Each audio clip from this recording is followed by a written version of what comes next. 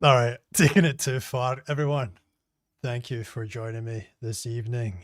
I was considering one of the big issues, one of the big questions that tends to come up with full preterism. And if you ask me, it all revolves around this one problem. And that's the problem of evil. And I noticed something when I was reflecting today, something of a hypocrisy. And I thought we might explore that tonight. Because I see that the futurist will say one thing about the problem of evil, but then play a certain sleight of hand when addressing a preterist. Now, that could be an uncharitable way of presenting the dynamic in this debate, but good. Just in the interest of stimulating debate, everything friendly, of course. I mean, as I always say, the futurist is, you know, just as righteous as the preterist. Theology scarce makes someone righteous. It's usually a bit deeper than that. How about this mug, eh? It's a nice mug. The lights, right? You noticed? You noticed the lights? We got some lights going on. What's this camera doing if I do this? Is it following me? Yeah, it's following me. We got some stuff on the board. We're going to talk about the board. We're sat between the kilt and the claymore, our heritage and our conviction. And we're gonna get right into it today. But I thought, let me show you my room. Let me show you this. How about this, huh? Look at that. Oof. Some of you are thinking too much, but this is YouTuber. This is peak YouTuber. Forget the Miley Cyrus. That was just a random playlist. Yeah, right. How about that? Pretty cool, right? So, yeah, we're up in the game a little bit. Don't know if you can tell, but that's what we're up to. We're up in the game. So I've also got a new microphone on my lapel here, and we're going to go ahead and give that a shot. So what I'm going to do is turn that one up, turn the Shure mic down, and I'm going to get up and I'm going to move towards the board so we can get into today's topic. Camera following me? Nice. All right, so you can see the board is boarding. So this is all about the selective use of theodicy, and theodicy is it's looking for an answer to the question of evil, right? Something like that. It's something about addressing how you can reconcile a good God with the evil that we see in the world. All right. So if I just get myself over here and if I just hit a like that, and if I move in just a little bit, these hand gestures control the camera, by the way. I'm not just being weird. Sometimes it is, sometimes it don't. You know what? Yeah, that'll do. So theodicy addresses God's justice, why a good God allows evil. Okay? And there's a couple of different responses you can have to this, to the problem of evil. One is free will, that God has endowed humanity with the capacity to choose between good and evil. The idea of soul making. This is just to explain how a human being has the capacity to grow and nurture, and that involves interaction with limitation, interaction with bad stuff, right? As Augustine would say, that there isn't necessarily a thing as evil. It's just dysfunction, right? It's just a behavior gone awry. Strange. I haven't really looked into that in as much detail as I should. And then eschatology, right? This is the response that, things will be made good eventually. Now, I always had an issue with this one from the futurist because it actually doesn't make sense when you really get into it, right? And this isn't even the point of the video. This is just a point I want to make. So, human beings live and human beings struggle and human beings die. And, you know, we looked at demographics in a video I made a couple of days ago. You know, at the time of Jesus, there'd be around 120 million human beings on the planet. And today there's 8.5 billion people, and we're about to hit the peak capacity of 10.3 billion people. That happens in our generation. And there will never be that many human beings again, right? That's the peak. Don't ask me how that happened. It's just the way demographers work it out. Very interesting time to be alive. What it means is that billions of people have lived these so-called terrible lives that the futurist thinks eschatology is going to make right. But you see, here's the problem. You cannot make right what has already been completely experienced, right? The only way you can make that right is to go back in time and change the trajectory of everyone's lives, right? Now, you could say, oh, well, the joys that will come will make up for the sorrow that people have endured. But not really, not really. I'm thankful for my life, right? I'm thankful for my life. Don't turn this back on me yet. All I'm saying is you cannot make it good, right? Because it's already happened. Billions of people have already lived, struggled, and died, right? You cannot turn around to them and say, well, even if you gave them all the treasure of heaven, so to speak, they still lived that life. And that's all a life is, right? Even if it's not even that big of a deal because there is all that glory on the other side, that little bit still happened, right? So is it really made good in that way? You know what I mean? And I'm not even saying you have to square it up. I'm not making the point that it is this terrible thing and how will God ever square it up? I'm not saying that. That's not my argument. I'm just trying to present the conundrum to the futurist who thinks that, all of the sorrow that we go through in our life is so detrimental and so terrible that we need an eschatology that has Jesus come back to earth, sit on a throne in Israel, and somehow make it right. But I think that's a terrible posture to have towards God, which is the implicit posture of the futurist. Hey, God, make this good. Make this right. I struggled. Things were hard. Now you need to make it good. You need to sweeten the deal, right? Now I want back. Like in the deal.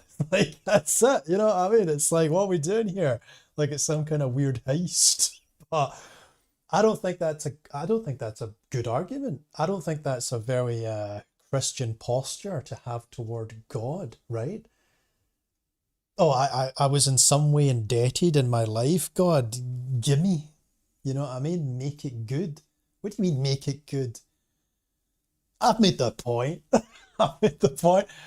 Like this is a live stream, and the live streams are a little bit more, we're working things out live, right? And get in the chat and flood the chat, right? Flood it, right? And we'll get into it. So the thing is, a futurist, and you'll see, I'll make a short video, I'll make a 12-minute long video on the main channel that's all edited, right? A futurist will speak to an atheist and will champion this free will theodicy, right? The free will response to the problem of evil. And they will say to the atheist, look, the reason there's suffering in the world is because God has given us autonomy. God has given us the capacity to choose between good and evil. Elsewise, we would be automatons, thoughtless machines that go about their petty pace, right? That strut and fret. I forget Shakespeare, but you know what I'm saying, right? Just be automatons. That's what the futurist says to the non-believer. But then, when the futurist addresses the preterist, they tell the preterist, you know, evil shouldn't exist. Evil is this problem of evil, this evil existence we live in is so terrible, it's so awful, it's so nightmarish and ghoulish that it just cannot be. So the futurist turns into the atheist and has the atheist's lament for all they were saying about free will and how God has endowed us with choice.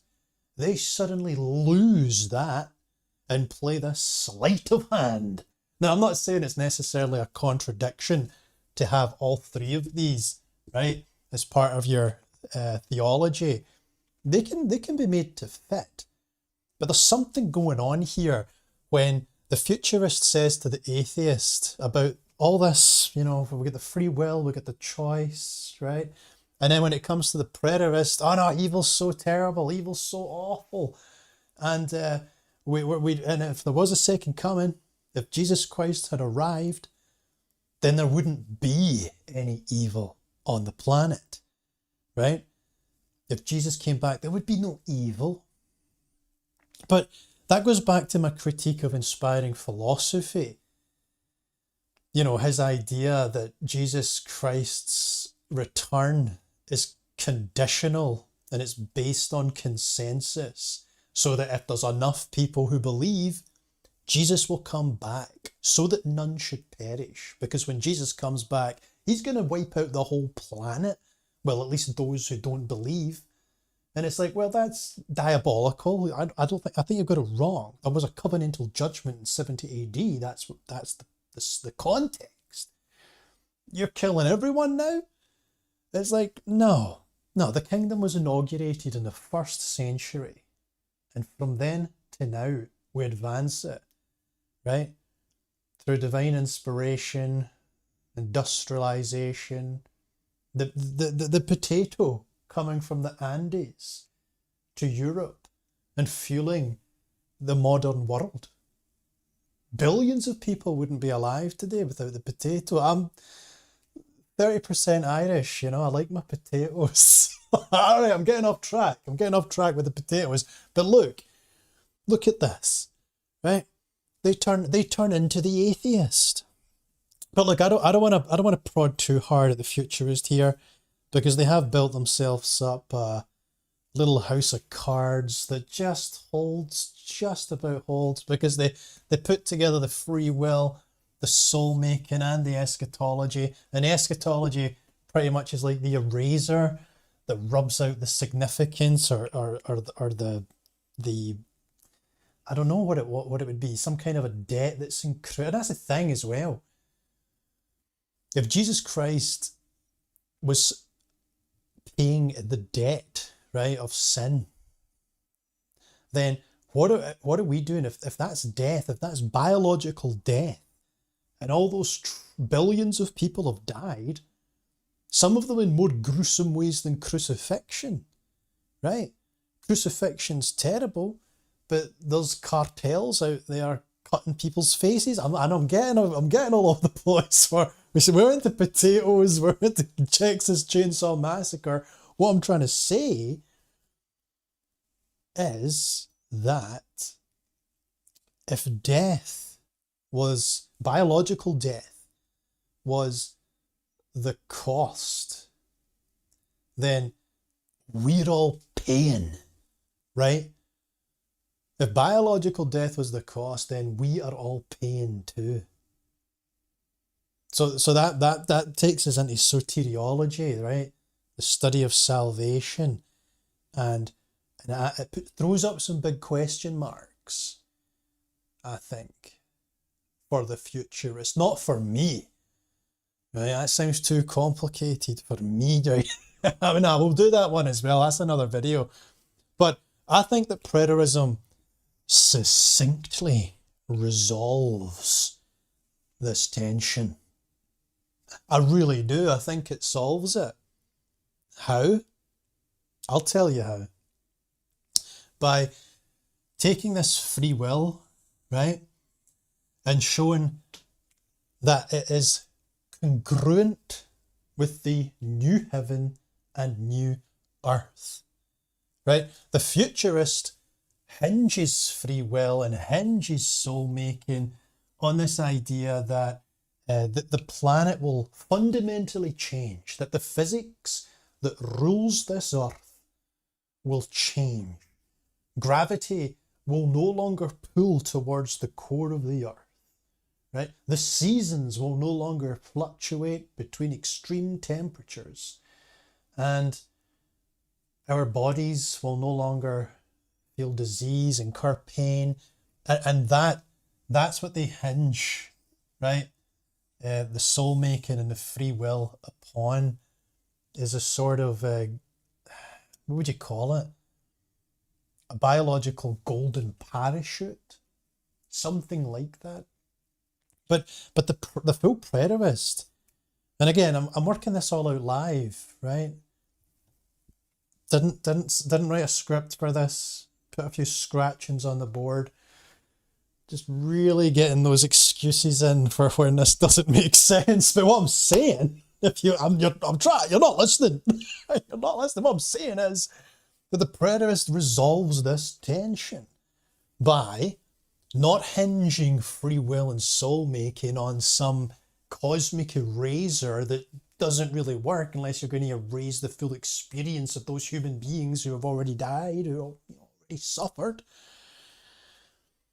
Instead, we understand that as human beings, we are made perfect in spirit. I feel I should have done something. I should have made that more emphatic. But we're made perfect in spirit. Paul went to great lengths, Jesus went to great lengths to discuss the significance of unseen things, right? The kingdom will not come with observation, right? We look to things unseen because these invisible things is those that are incorruptible. But the futurist continues to languish in the visible and tries to build a house on the visible. But the visible is corruptible. The visible is sand. And the invisible, that's the firm stuff, right? Just like Jesus on the cross, it subverts your expectation. You don't expect to see the king on a cross. You don't expect the leader of a movement to triumph over evil in such vulnerable state. And yet that's exactly what our faith is all about. That's exactly it. So the futurist laments, and the only thing the futurist knows, the natural man. But I pray that the eyes of your heart be opened so that you might know the promises of God, says the scripture. And what a profound utterance, that the eyes of your heart be opened. Does the heart have eyes? Born a second time? Should I crawl into my mother? No, I don't even want to say that, Nicodemus. You freak. But I understand. You know, and in the Catholic Church, no offence to any Catholics watching, but the Catholic Church has the transubstantiation, where they believe that the bread and the wine turn into the literal biomass of Jesus, which is crazy, which is insane. No, it's nice. It's a ritual. It's fine. But it's taking things literally. It's like the reification. It's taking something symbolic and it's making it literal. And you lose the essence because it's not pointing to the flesh. It's not pointing to the physical. A sign points elsewhere.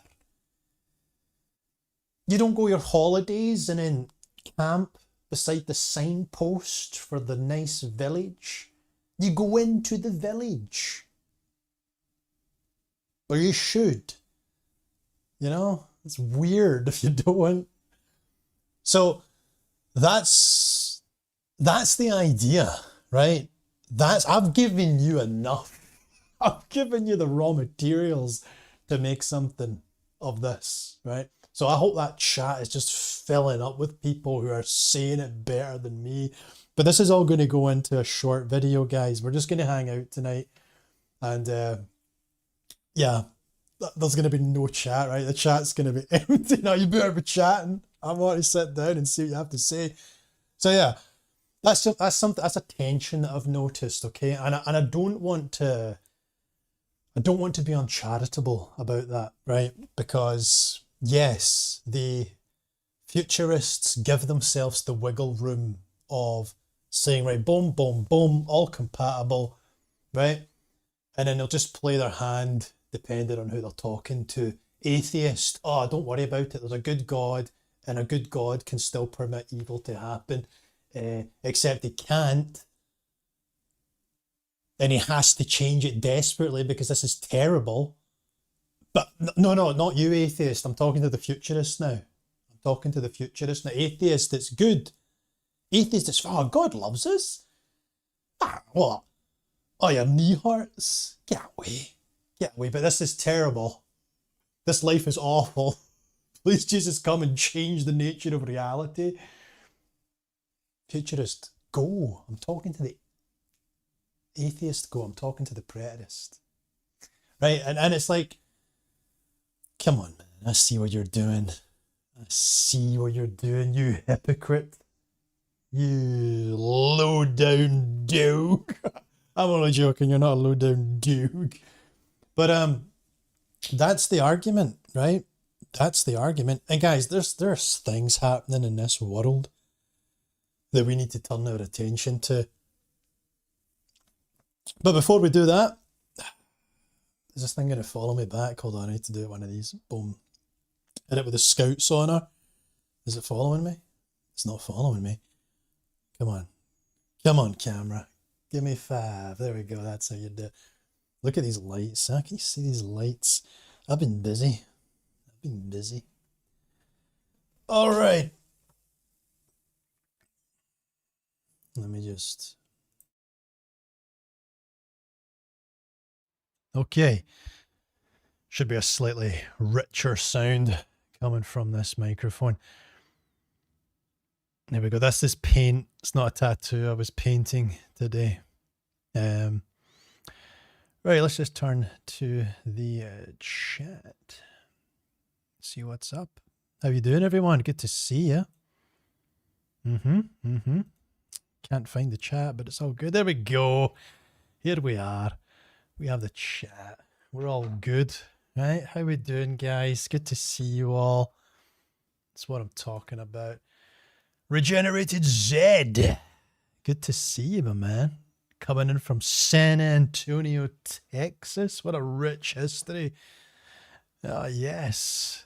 A tankard, good sir, yes. It is a tankard and a half. I like the colour. It kind of matches my top today. Fishing is fun. Just joining, no notifications. My gosh. We're going to have to sort that out with the notifications, you know what I mean? And we're getting censored, guys, right? We're getting censored by you know who. You don't say that online because people will just, their imaginations will run wild. We're getting censored by them. You know who they are. Just, you know, it's an Alex Jones style they're coming for us. Elaine, good to see you. How are you? Frank Preston, good to see you, man. We got Don Preston and we got Frank Preston. And I think Frank is often underrated, right? In the preterist scene. Everybody's talking about Don, not enough people talking about Frank. And quite frankly, ruined that. Sorry.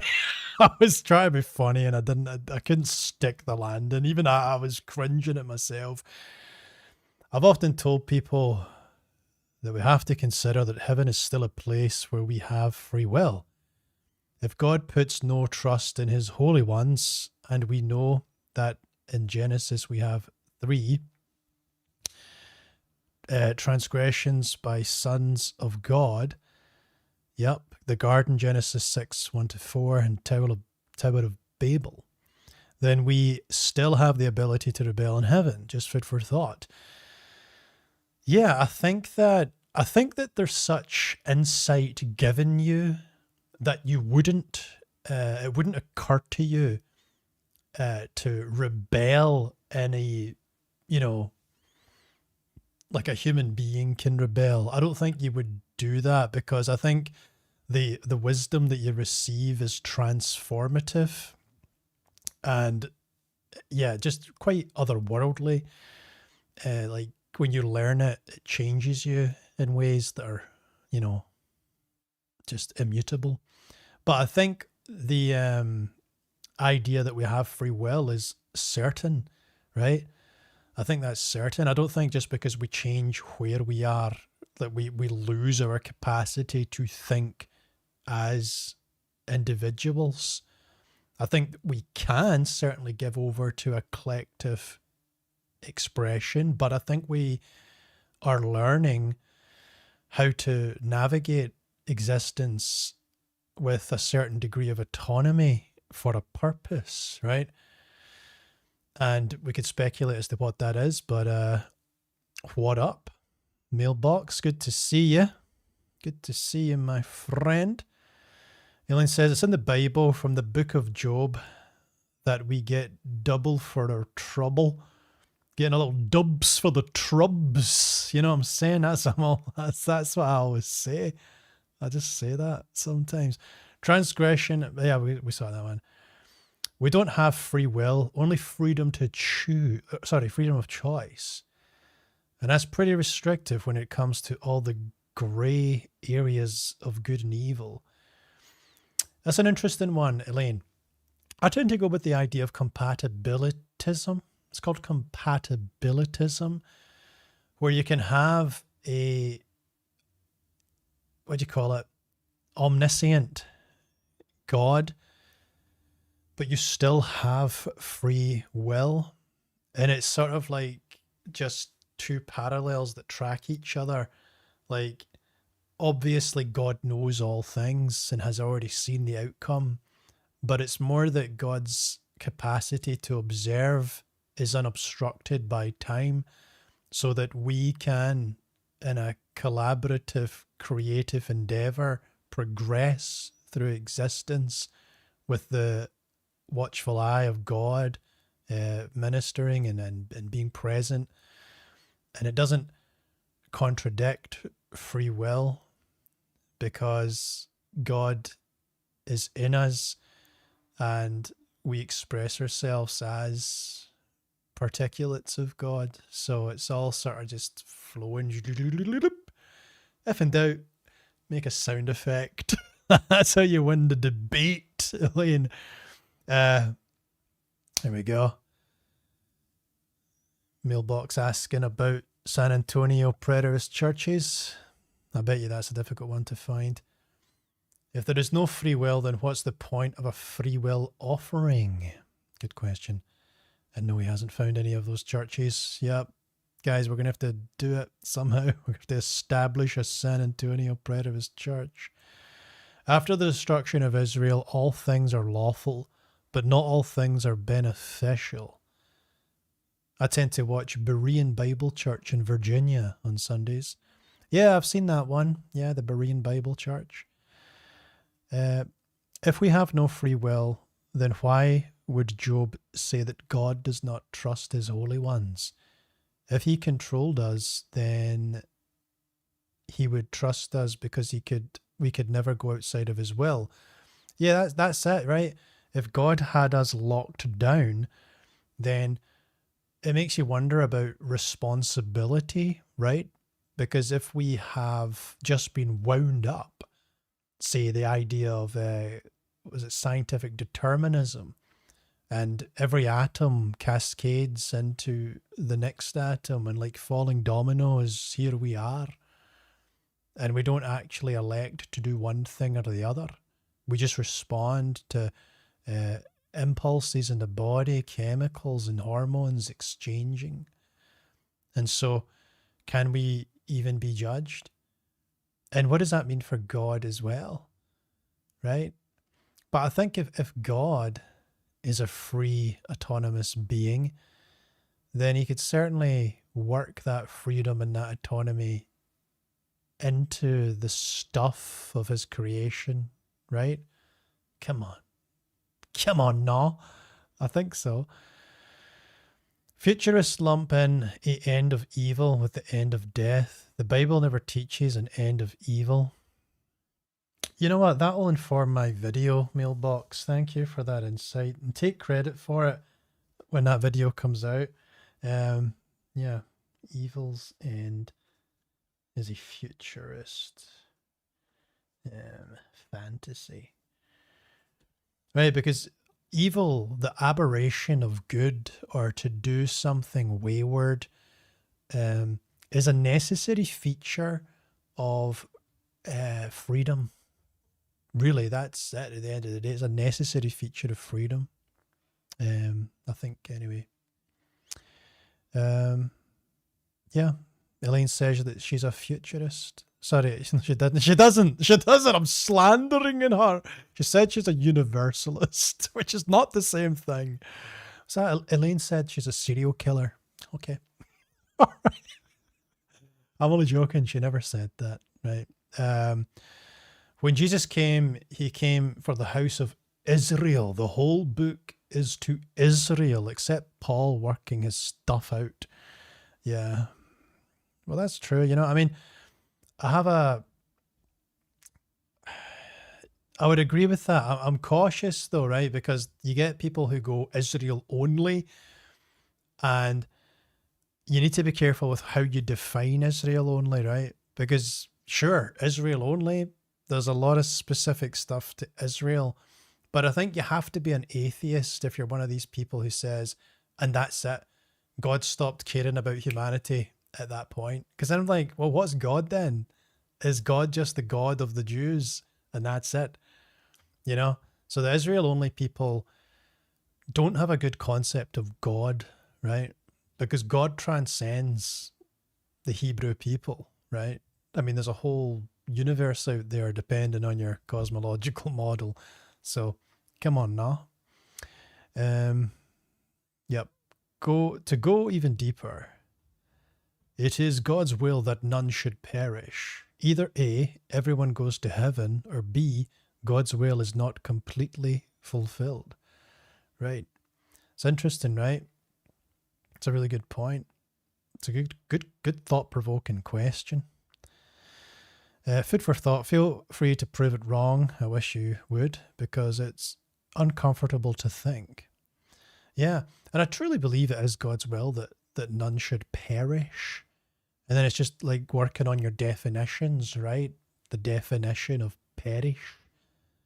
Because if it's God's will that none should perish, then how deep does perishing go, right?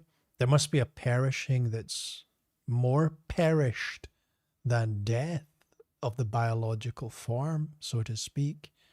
So I don't know. Maybe there's definitions that need to be mined for nuggets of gold.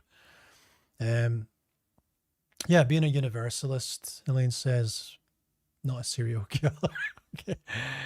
Zed says, I'm on the fence about universalism. It's a great and difficult thing to prove or disprove. Right, it's one of those things, isn't it? You can make a good case for universalism. And many of the early church fathers were indeed themselves universalists, right? That's what they were. That was the thing. But I think it's actually one of those unanswerable questions when it comes to complete satisfaction, right? We can't have the total rational satisfaction. But perhaps you can intuit it spiritually and feel an even deeper level of fulfillment in your answer.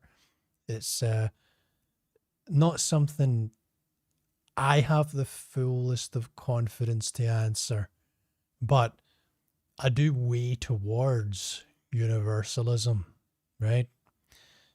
Because it makes sense of God's character is what settles that for me. Not settles it, but what, you know, controls my bias. Mailbox says, what happens after the flesh perishes? Nobody knows. Some hold to annihilation, others say outer darkness that can be bridged to the light. It truly is a mystery if you're outside of Christ.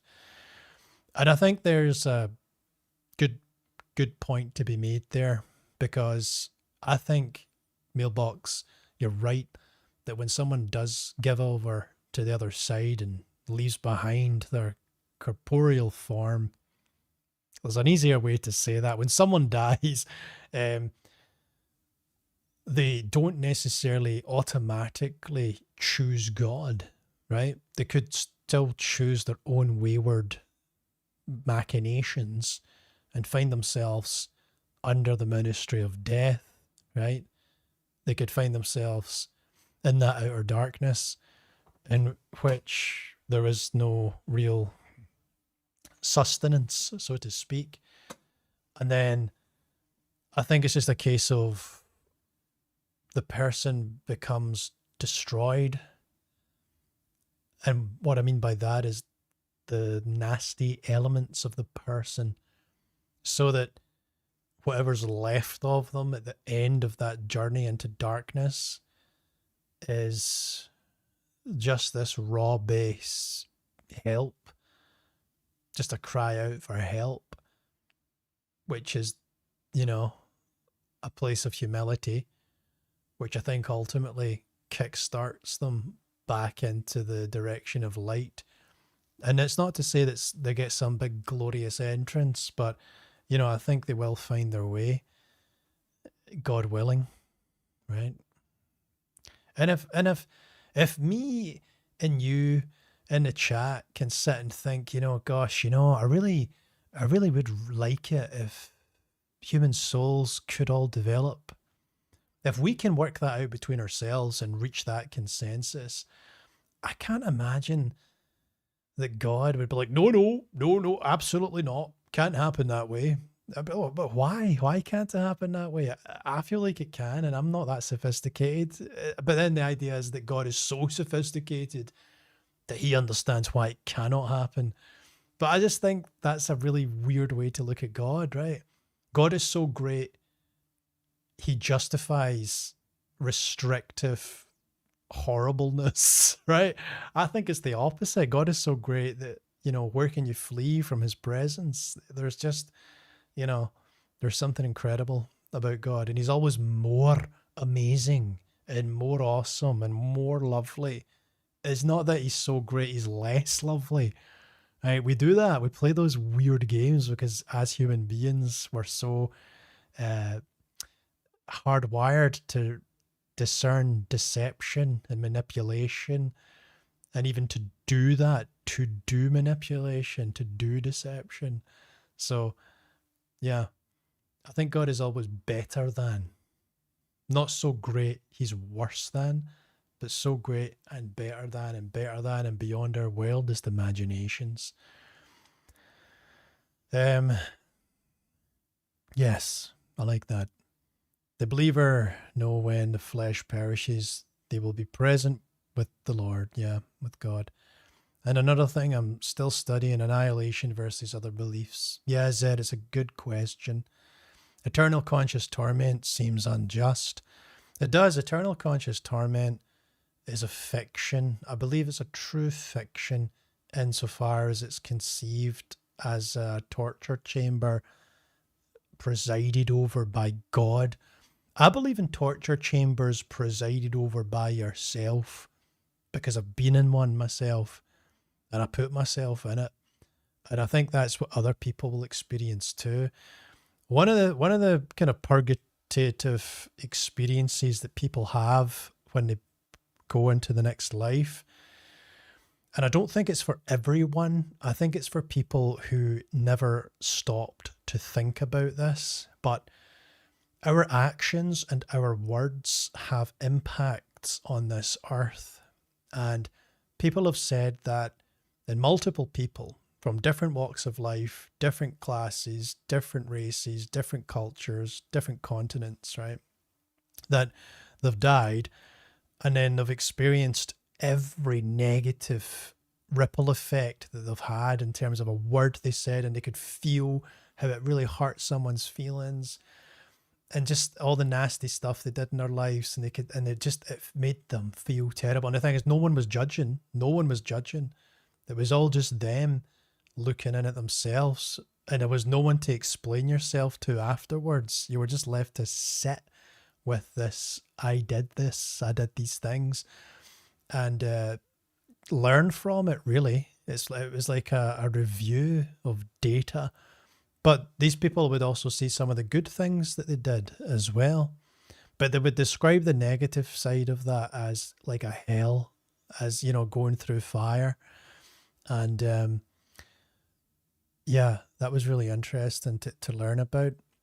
But I say not everyone experiences that, because I think you can do that work here, right? It's one of the 12 steps on the Alcoholics Anonymous journey. You go and you make amends with people from your past, or at least you make an effort to make peace, even if you can't reach the person that you've hurt. And that's something that I've thought about a lot. People that I've interacted with who have said incredibly hurtful words to, or incredibly hurtful, probably never been incredibly hurtful. I've said mean stuff, but it's not like I was being incredibly hurtful. Gosh, I've gotten embarrassed. I don't know if I should tell embarrassing stories from the past. I remember getting really upset with an ex-girlfriend when I was in my 20s. I got in her face, and I called her a mean word, right? Called her a mean word, and I don't know how I did that. I like, it's not me. Like, how did I get so angry? What was happening? There's a whole context there, but the point I'm making is I cannot imagine doing that now. It feels like a completely different type of human, But it's humbling to know that, for a moment in my life, as holy as I thought I could be, I found a point of frustration where I looked into someone else's face and called them an Australian greeting, let's say. And who knows, maybe she was being an Australian greeting in that moment. Maybe I'm cool. maybe God was on my side on that one. Nah, I don't think so. You know what I mean? I've got to eat crow, as they say. But I genuinely send my good vibes to everyone. Elaine says, I studied hell for about 10 years. The thing that finally sealed it was a scripture in Isaiah where it says that in the end, God will do all his good pleasure. Yeah, God will do all his good pleasure. And I guess for me, actually, I don't do this. I don't say these kinds of things without qualifying them for those who are skeptical, because I don't want to make people be weirded out. But I could turn to camera right now and say, God told me that the fire isn't justice. Like, that's not what justice is, so to speak. That's not exactly what God told me. I was having a dream that I was standing over a frozen lake and fire started to roil up from underneath the ice. And I just thought to myself, another nightmare. Here we go. Right, I was having this nice dream, looking at the sky, very heavenly, and then here comes this fire. Fine, and then skudunk, just cut to black, and then boom, right into my imagination. Not like intuition, not like a dream, not like your inner monologue, just like a parcel of information echoing, resonating throughout your head, like someone spoke into your, whatever you imagine that's like, it's like that. It's like, if you can imagine, if someone spoke into your mind, that's what it's like. And you kind of know what I'm talking about. It's not exactly the easiest thing to comprehend, but you probably know what that might feel like. And it like it wasn't language, there wasn't an accent, there wasn't a voice, and yet it was this authoritative, loud, spoken word, and yet it wasn't spoken. It was just exactly what you imagine a thought might be, and just boom, not the danger of justice. And then I opened my eyes, and I couldn't move off the bed, and all this scintillating like energy was just like pouring down my abdomen. And I remember thinking that was weird because it wasn't in my legs or anything. It was just like coming down my body. And then after a minute I could move. And I was like, oh, what was that? That was weird. Like it wasn't like sleep paralysis because I was like awake and in the moment and just like, I've never had an experience like that. So take it for what it is, right? Maybe it was just a stress-induced situation, but I've never experienced the quality of that sensation again. And I imagine it wasn't even like schizophrenia. I've never had schizophrenia or any kind of mental health thing. I've had behavioral issues with anxiety, but never mental health. But I think schizophrenia, you hear the voices outside your head. I think you might be able to hear them inside your head too, but you know what I mean? I'm just trying to say, like, I think that the quality of this thing I experienced was just otherworldly. And I think it was God confirming to me, because like Elaine, if you study hell for 10 years, it's because you've been traumatized by an idea and you're trying to make sense of it. And I was getting myself traumatized, and it was hurting my relationship with God. And I think God stepped through, something broke through and just said to me, look, that's not the danger of justice, or whatever it was, not the danger of justice. That was the words, not the danger of justice. Very peculiar words, not the danger of justice. You decide what that means. I don't know. I'm still trying to think of the meaning. But the dream was I was standing on ice and there was fire coming up, and I resigned myself to the flames thinking, oh, great, another nightmare. Just take me then. And then God intervened and said, not the danger of justice. Was it personal to me that I wasn't in danger of justice? Or was it the context of, hey, this is not the danger of justice, right? Cheryl, good to see you. Love the lights. Thank you. I can actually set the lights to a single color, or they can dance between different colors. I might decide later on what my favorite one is and then stick to it. Elaine says, good to see you. Preterism explored with Willie T. You've been slacking off. I put a video out almost every day this week. But yeah, I've been busy. Did you not see my introduction? Did you not see, hold on, did you not see this? Oh yeah. Look at that. Why is the Shure mic still on? Oh no, that's good. See that was cool, right? That was pretty cool. And then also my favorite one's actually, is this my favorite? Nah. Shit, these are loud. I'm so sorry. These are very loud. This is my favorite.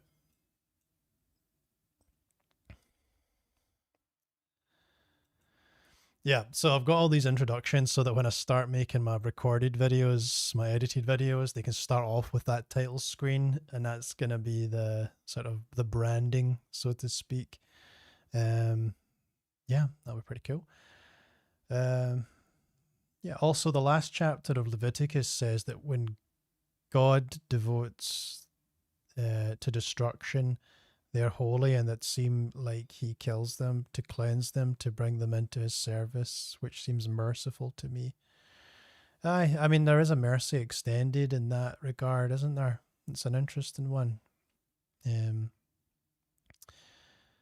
Yeah, you got that central supply going on. Jackie Hall in the chat. Good to see you, Jackie.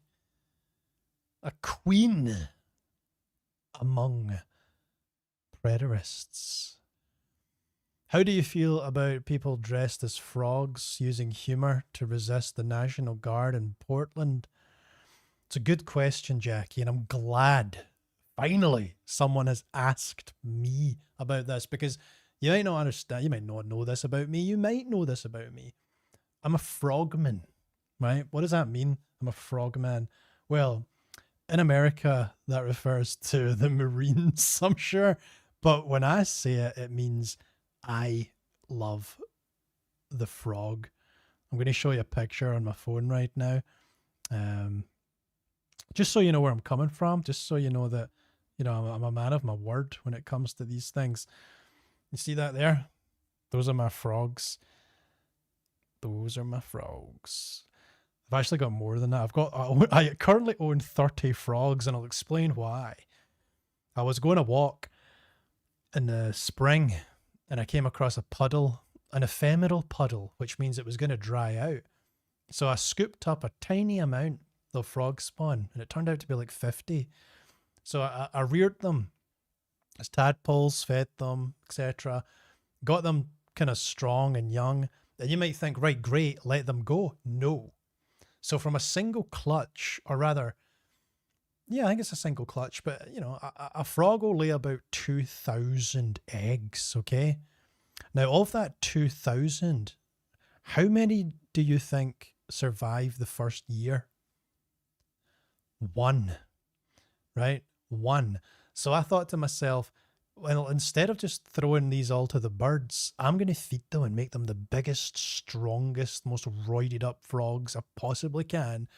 And then next year, I'll set them out and they'll eat birds, right? They won't be eaten by birds. Why am I talking about frogs? Oh, yeah, Portland. So, Portland is a very acrimonious city. Ideological division defines Portland, right? It's got this left-leaning politics, but the I think it's departed from the sort of left base, like the liberal American has become much more politically active and much more alienated from the core of what it is to be American. And I think is seeking to deviate the trajectory of the country into a sort of post-American utopia, right? So you've got to give up your American identity, give up the church, give up the family, give up all that good stuff, give up your soul, right? That's what Portland's after. Not really, but they did create an autonomous zone, didn't they? Was that Portland? They created an autonomous zone, and then it was just rife with crime. These are usually not very socially adept people, right? And I think because they don't fit into conventional society, which, hey, I don't fit into conventional society, but I think they rage against, right? They rage against the machinery which they believe has left them disenfranchised.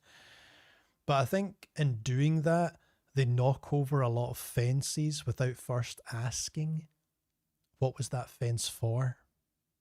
And I think they would find that once they'd knocked over every fence, one of them might have the idea of building their own. You know, it's like the idea of we're gonna do society differently this time. Yeah, what we're gonna do? Well, we need someone to bake the bread. That'll be a baker. Yeah, and we need someone, like a place to store the money. You know, like a bank. Yeah, and then we can't all just be making our own decisions. We're gonna tear apart as a community. We need a community leader. What, like a politician? Yeah, you know what I mean. So it's like you end up just putting the structure back in place. So I think that's what they're going to find. What do I think about the Portland Frogs? Well, I understand that they think they're being compassionate, but you need to understand that a country cannot operate without law and order.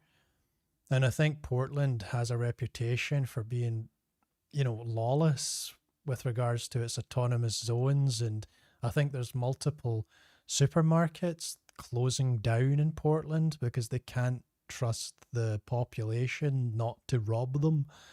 I think that's Portland. It might be other places too.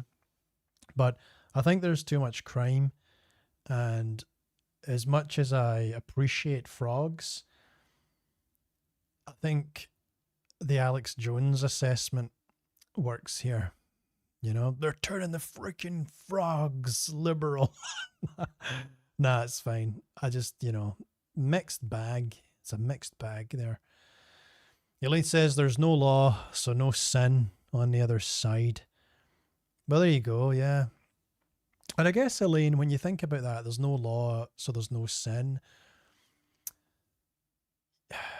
If there's no sin on the other side, what does it mean to say that there's sin on this side, right? What does that mean? Why is there sin on this side? Because there's law? But what does that mean? Because there's law? Is God beholden to law? Is God like a lawyer or something with edicts that have to be maintained in a rigorous bureaucratic manner? I don't know. I just, at some level of analysis, things start to dissolve in ways that I think make the natural man uncomfortable, because all of our ideas are hinged on rationality based on a temporal experience, right? Through linear time. And I think once you lose that context, things get a bit different, right? And I don't know what I mean by that. Zed is surprised at Jackie right there. Because I don't think Zed believes in the frogs. Zed, you gotta start believing, because if you may not believe in frogs, but frogs believe in you. Elaine says next time you have to use your free will to hold it. What? Why? I don't. That's just one of those brilliant things that Elaine says. I just don't like to hold it in. Usually when I need to go to the toilet, I've never tried that. Just choosing not to, just for the sake of it, just for the expression of free will. You know what I mean? Gosh, Elaine, you're onto something there. Do you think it would be weird, Elaine, if we did that? Like if we just got a group of people together and drank like a litre of water and we just all stood there in the room together, just really needing to pee, and we all just, you know what I mean, just choose not to. Sorry, that's weird. That's weird. I'm just trying to think of communal things to do, right? Don't judge me. Dan, saving us there with his comment. Do you believe that Yahweh is the same deity as Jesus' father? Their characters just seem like complete polar opposites. Well, Dan, I think you note on something obvious there, that there does seem to be a disconnect between the presented Yahweh and Jesus' heavenly Father. What I would say, though, is that is a bottom-up malfunction, not a top-down malfunction. So what I mean by that is it's the lack of discernment from the ancient Hebrews that has them characterize Yahweh in a way that seems very anthropomorphic. God is angry, God is wrathful, don't leave a child or woman alive, and, you know, go and do this and go and do that, and it's a bit nasty, and I cause evil and I bring darkness, and like, you know, there's these, not that it's all that in the Old Testament, but there's a little bit of that, just a little bit of that in the Old Testament, enough to make you think, well, this is not Jesus's God. This is absolutely not Jesus's God. And the point to make there is that while the ancient Hebrews did indeed worship God, they just had a misconception based on their ignorance. Not that God was necessarily different or Yahweh was different, just these human beings from their particular context were unable to express God in an enlightened way. And so Jesus Christ had to come, right? Because if the scripture was perfect, Dan, Jesus wouldn't have had to have came, right? In the first place, right? There would be no need, because here's this perfect manuscript. Here's these perfect scrolls with Isaiah and everything in it. They're just so perfect. And so why would you need Jesus to come along if the perfect revelation has been given? But that's not what we're told.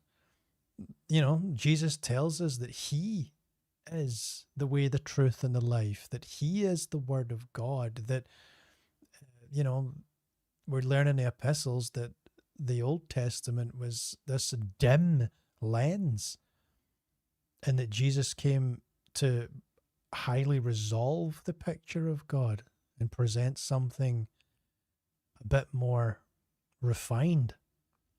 So, yeah, you note on something important there. It seems like God is an interactive God with his creation. He has a great sense of humor. Yeah, I think there is a dynamic nature to God. But, you know, what an incredible thing to fathom. Can you even meet God? You know what I mean? You know what I mean by that? Like, the way I could meet someone else, the way you can meet a person. Because God and God's personhood must be so vast and so different. Like, God would have to turn you into something more so that you could meet God, right? It's not as easy as just shaking your hand and seeing his smile, because God isn't a human being, right? God is something more. So we would have to become more to meet God and have that kind of interaction on a level that's a bit more above our own. Wow, just thinking about it. Elaine says, Jesus is Yahweh. Jesus was called the angel of the Lord, speaking from the burning bush, and said his name was Yahweh. He was a priest in the order of Melchizedek. His God was El Elyon, the Father.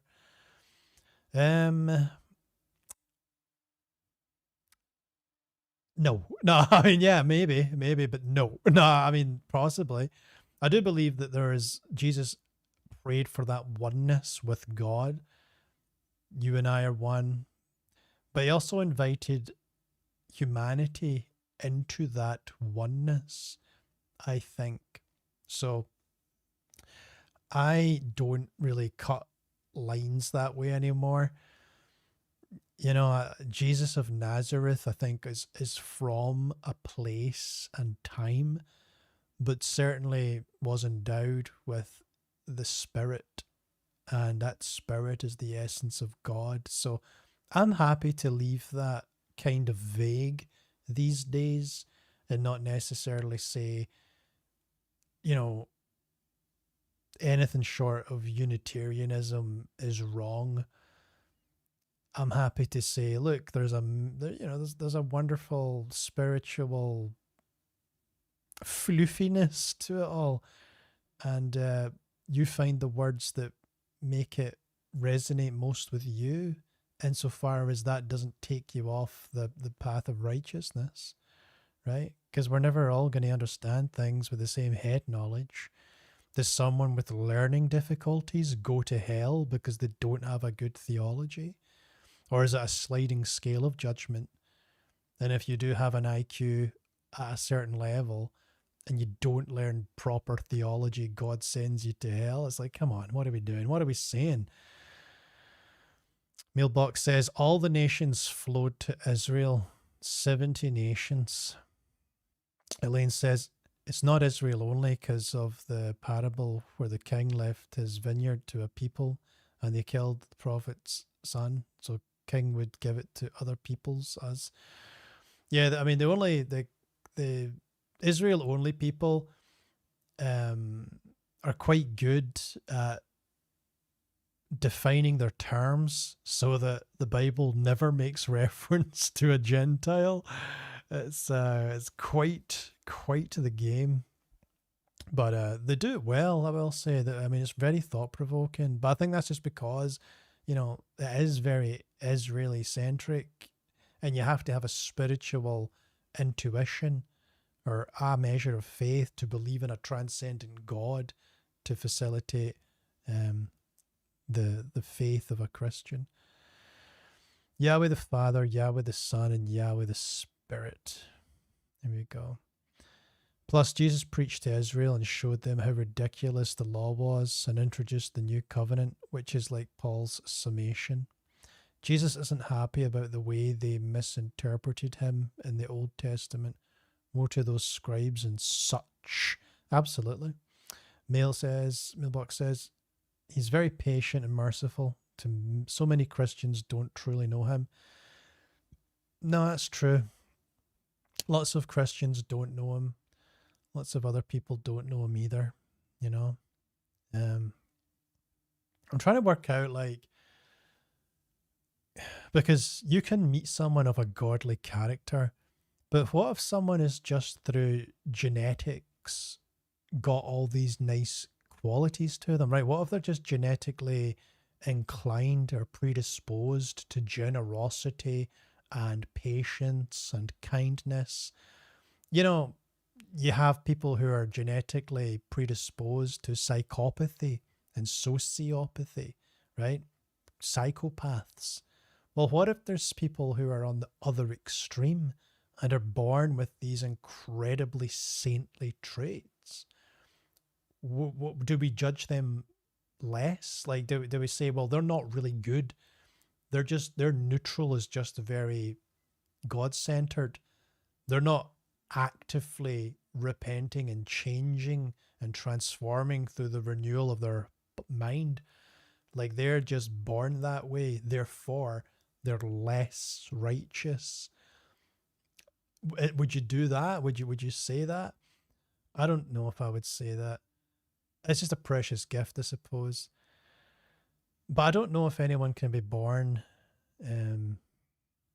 No, people can be born anyway. If there's a configuration of personality, it will happen, so to speak. You know what I mean? Like, it will happen. So I imagine there will be people born slow to anger, quick to forgive. And I think that's just God, you know what I mean, doing the work, sending in someone who has a certain set of characteristics that are beneficial for the kingdom, right? Shuffling the deck in his favor, I don't know.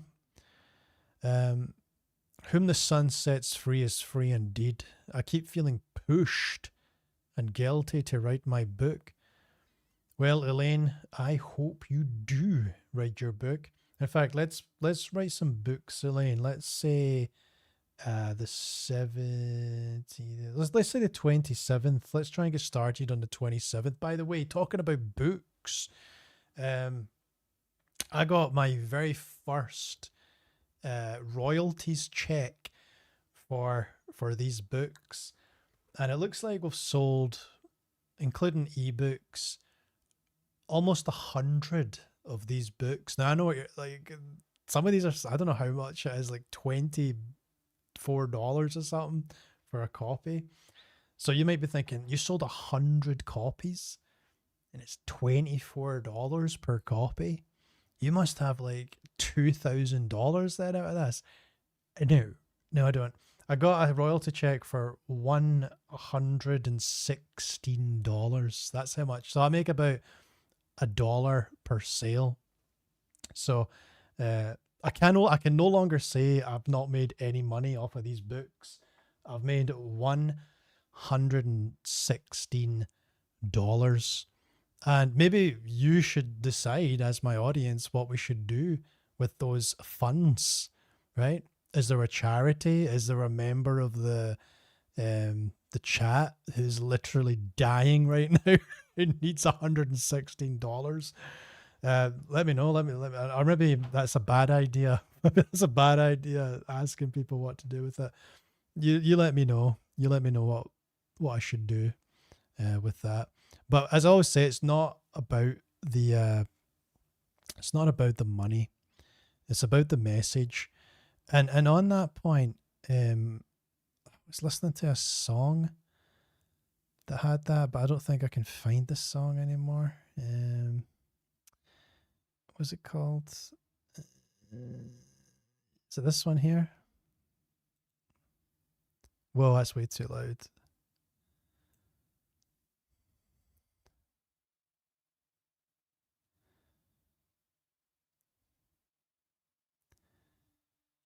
Sorry, that was incredibly jarring. That was incredibly jarring for my audience. I don't know what I'm doing to you guys today. But you heard DMX there say something about it ain't even about the dough. It's about getting down for what you stand for, yo. And I think DMX, rest in peace, would have been a full preterist had he got this book. So, you know, sorry if I blasted you with some DMX there. I don't know why I did that, but DMX was very popular in the early 2000s. Evanescence as well. It was Evanescence and DMX. Those were the two CDs I bought from the store that day. Bring Me to Life and X Gonna Give It to You, you know? Great. A great little double ditty. Yes. Woe to the scribes. This is it. Yeah, you put yourself in those torture chambers in life, I feel. I spent the last decade in hell on earth. It made me wonder. Yeah, it's good to wonder. It's good to be made to wonder, you know? There are states, Elaine, where people don't wonder. You know, I used to work in a rehab, and I would get people coming in who were millionaires, absolute millionaires, and they'd pull up in their Ferraris, they would pull up in their Lamborghinis, they'd pull up in their concept Porsches, cars you'd never really see in Scotland that much, you know. And people were coming in from all, like, there was Hollywood guys, you know, there was British actresses and stuff, Olympians, and many of them had never contemplated a spiritual thought. Many of them had never really contemplated the deep stuff of life. Some of them had. Some of them were incredibly profound. But some of the younger ones who were just getting into cocaine and thinking about, I don't know, just very material things. Yeah, that always shocked me. And then there was people in their 40s who was reminded of toddlers, like children that were so petty and so aggressive and so lost in their own neuroses. It was just incredible, the lack of wonder. So if you find yourself wondering, good, you know, that's a precious gift. You cannot enter heaven if you hate your brother. Yeah, this is it for me. Like, I don't hate. I can say that about myself. Like, I don't hate.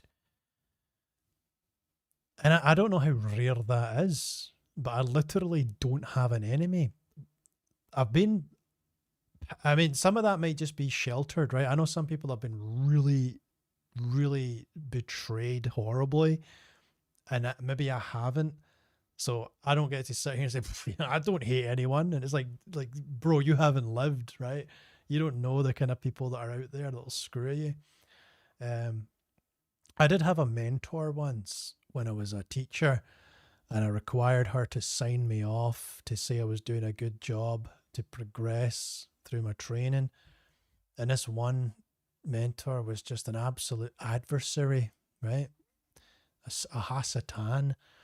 And I remember just being so broken up and just like, God, this is horrible. And it really was horrible. Like, the university course told me they would pass me without having to do another placement just because they thought I was where I needed to be.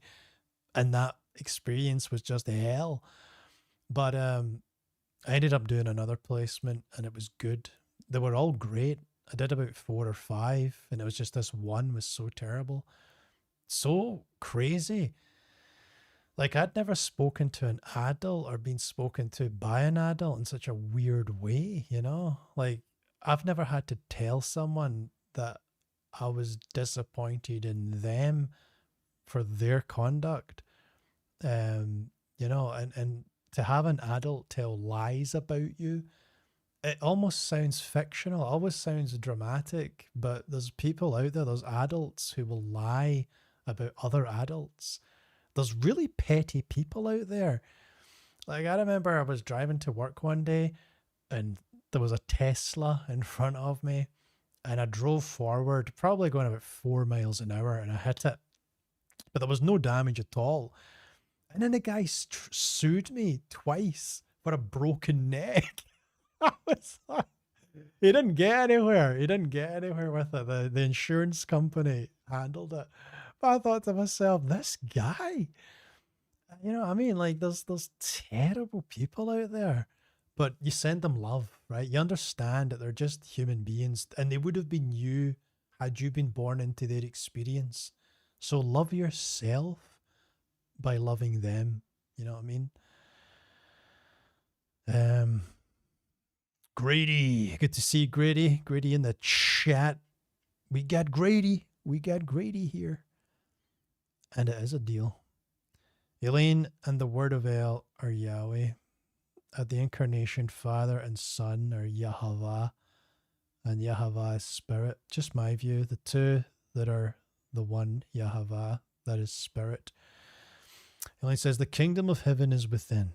It makes me wonder if heaven and hell are an earthly thing.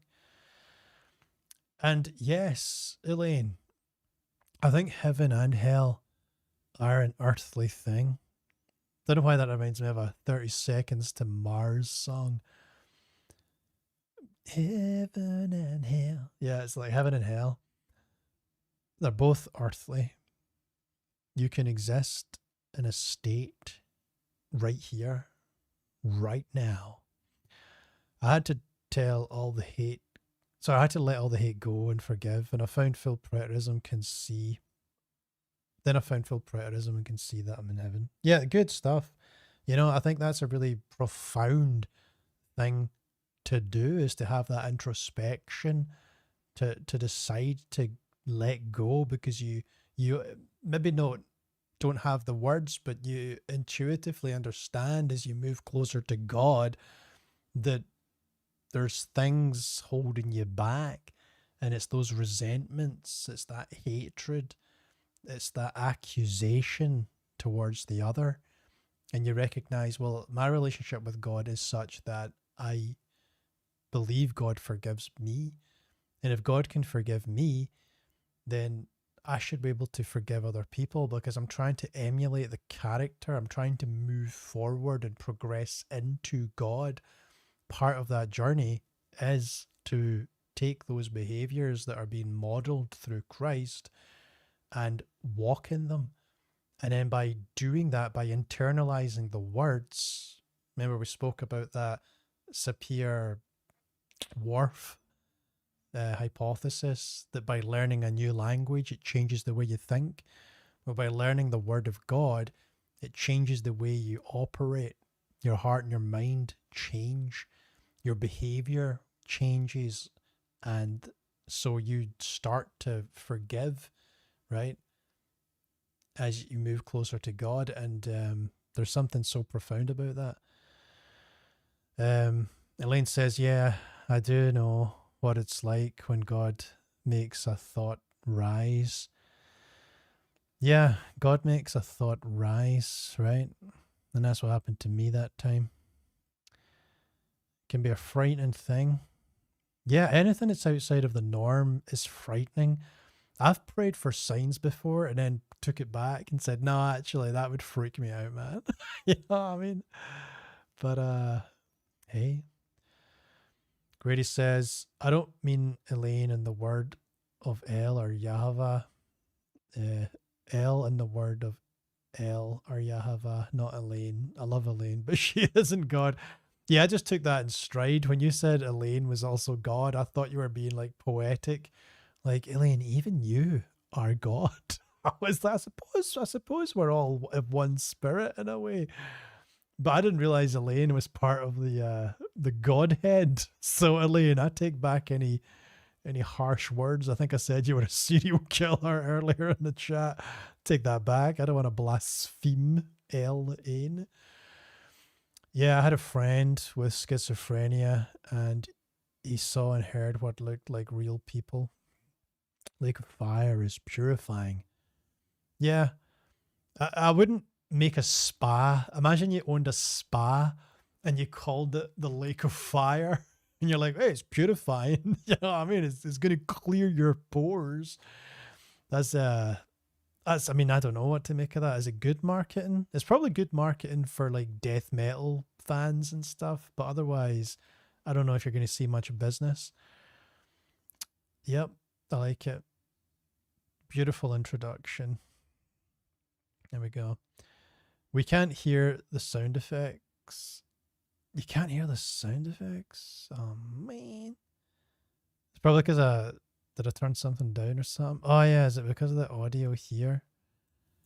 There are sound effects. Hold on. I'm going to make you guys hear my sound effects. Right. Cover your ears. Cover your ears. I don't know how loud this will be, but you can tell me if it's loud. Wait, that must be so loud, guys. I'm so sorry, but this is all Mailbox's fault. It's all Mailbox's fault. Oh my goodness, it's so loud. Is it not loud or is it loud? You guys need to tell me. I think it's fine. It's all good. Don't even worry about it. You guys are fine. There's no issues with your ears. Half asleep in frog pajamas. Are your frogs in your basement? Almost. They're on my mantle. They're on top of the fireplace in a massive tank with a nice light on them. Yeah, frog pajamas are pretty nice. You know, depends what kind of frog pajamas. Is it like a onesie that makes you look like a frog, or is it just normal pajamas with frogs printed on them? The two are not the same, and I will reserve my judgment until I learn more facts about the situation. Unlike Portland, I will pontificate on Portland, but when it comes to pajamas, I'm gonna hold back. I'm gonna reserve judgment, right? I'm a balanced guy. Mailbox says, Portland is a city that is in the darkness. There's weeping and gnashing of teeth. There is, right? There's just such weeping and gnashing of teeth. I remember that Kyle Rittenhouse, and he was at one of these rally things and there was activists and whatnot. And like, I'm not one of these people that thinks Kyle Rittenhouse is a hero. I think Kyle Rittenhouse could have been wiser than to go there or to be in that. Now, hey, look, he had to protect himself. That's fine. But I think he could have exercised more wisdom, which I understand some people might say is, you know, that's seeding ground and you shouldn't have to seed ground. But I think he could have been a bit wiser, been a bit more discerning about the situation and the people we might encounter. The fact he might have to use that weapon, given the psychosis that some people experience. But I found it interesting that Kyle Rittenhouse shot 2 people, or shot 3 people, and like they were all like pedophile, serial abuse person, and beat up his missus and thieves, and it made me think, you know, this is a bad place. This is a bad place. And I'm not saying it's good to shoot these kinds of people. That's not what I'm saying. I just think, man, think of the characters. These are bad characters. You know what I mean? Just really, you might think these are the type of people that would try and wrestle a gun off someone because maybe they're mentally challenged or something. But all that stuff is terrible. It takes advantage of people, these ideologies. They're just like great hoovers for reprobate minds. And I'm not saying there's something terrible about having a reprobate mind. I think if you're a reprobate, you can be redeemed. But unfortunately for these people, you know, these ideologies kind of blind leading the blind them, right? It's a blind leading the blind situation. And we need to guard our hearts and minds, like, you know, the epistles tell us. There's something about holding steady before thinking, right, I'm going to take to the mob and aggressively enforce my belief. Do you even know what your belief is? Can you articulate why you're doing the things you're doing? I don't think many of these activists can. Because you see the interviews and it's like, what brought you out here today? And most of the time, on either side, there isn't a articulated reason. It's just like a feeling. It's just a vibe. And I was like, well, be careful with that, right? Be careful with that. Assess that, you know? But yeah, I'm not a fan of Portland. I'm not a fan of this. Like, I like to play both sides. I like to play both sides, you know, and then I win. But when it comes, I'm starting to lose that now. I'm starting to lose I'll be a friend of everyone and I'll play both sides. It's like, nah, I really don't like these kind of cities like Portland. And I don't like the people that are standing against law enforcement and calling it righteous, you know. I think law matters. I think rules matter. You know, and I'll tell you why this is on my mind. I'll show you the news report in a second. Yeah, the law of Christ. Yep. It started with the tree of knowledge of good and evil, but I'll explain in my book. Paul explained the problem with sin. I think Paul was highlighting the covenant God made with Adam. The covenant is what's important. Yep, Jesus admitted in the New Testament that he is Yahweh. Before Abraham, I am. Yeah, I think there's another explanation for that. If you go onto a channel called The Trinity Delusion. The Trinity Delusion. What's that about? What's the Trinity Delusion about? But in terms of accuracy, it's good to listen to people even if you disagree with them, because he critiques the idea that Jesus was saying, before Abraham was, I am the God of Israel. I think it could be that. It could be that. But I don't know if it is. I don't know if that's what he's saying. Like culturally, is that what he means? It might be. I've seen reasons to believe that that's not what he's actually trying to say. Mailbox says, if you don't follow the rules, you're in sin. Here we go. Elaine says, Leon is just God Most High. And then chosen ones are kind of touched by God for communication. Yeah. Balancing the numbers. There we go. Oh yeah, thank you. Thank you for the well, it's about 5% of what I want. 100 copies. I want to sell 2,000 copies. I would consider that a success. So in the next 6 months, hopefully this thing grows exponentially and we can get more sales. Use it for your production. Can't wait to hear your video clips. Well, thank you. I appreciate that. Your audio isn't coming in for videos or that intro earlier. You got the DMX. So many movies. Yeah, DMX was just the score of everything in the mid to late or early 2000s. There we go. The Unexamined Life. You know, I don't know what's going on with the sound effects. I'm gonna have to change that up. He only says, I grew up with the whole family that lied about me, but I forgave them. Yeah, it's horrible, you know, especially in a family dynamic. And it's kind of like a whole family that lied about you.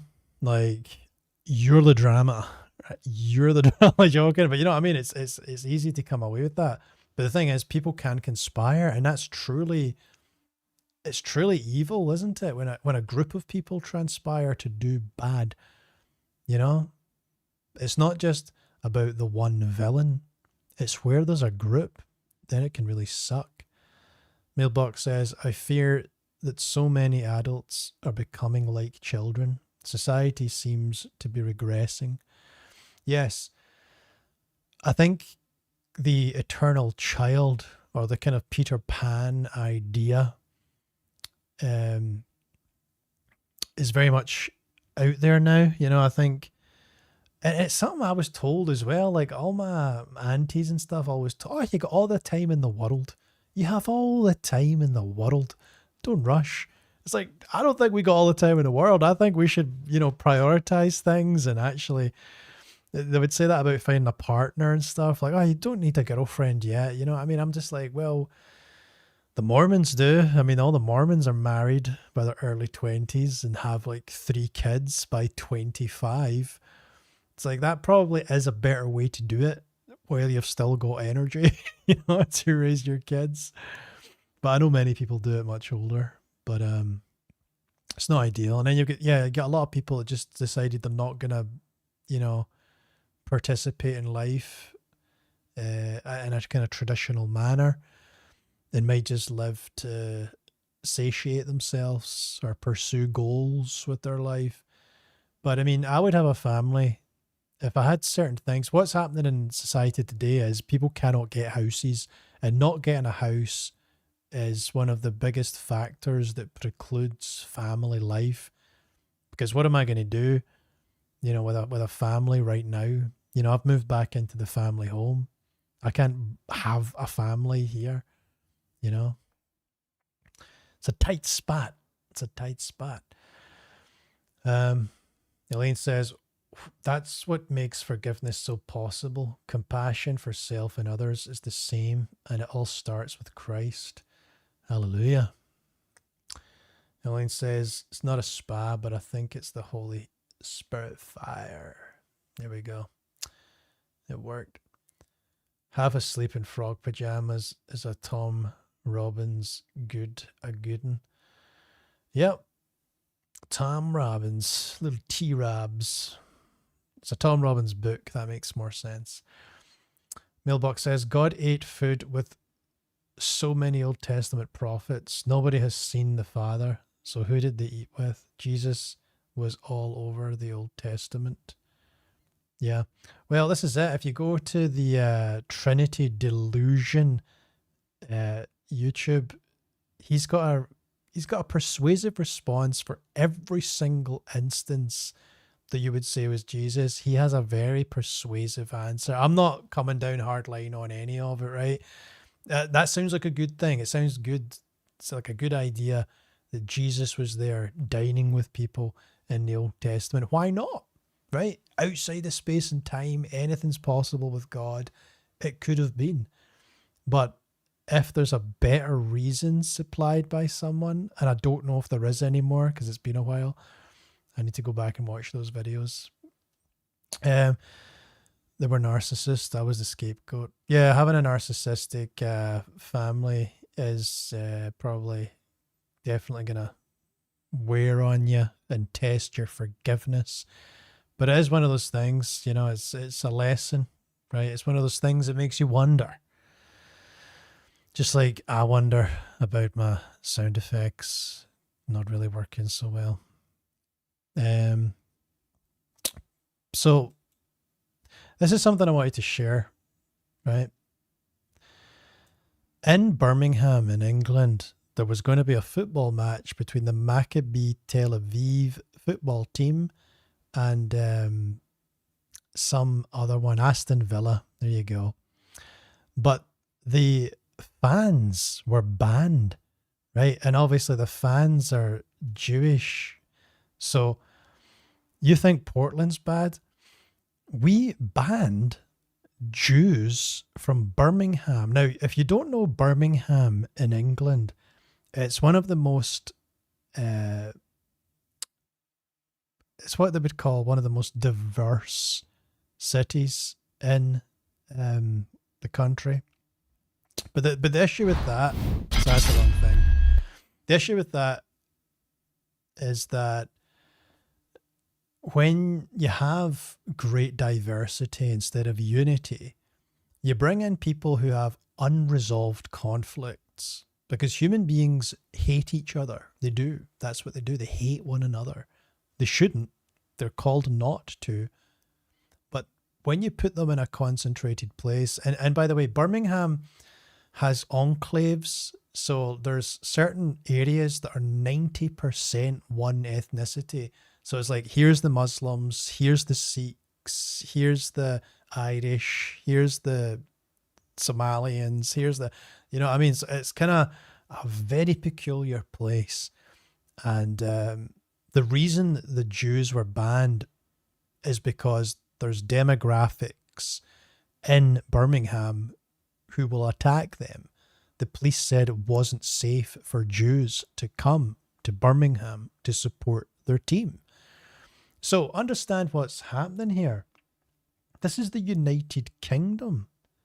This is the United Kingdom, and you can be arrested for saying things in this country. So I'm going to pull up my Facebook status where I said this in the most politically correct way you possibly can.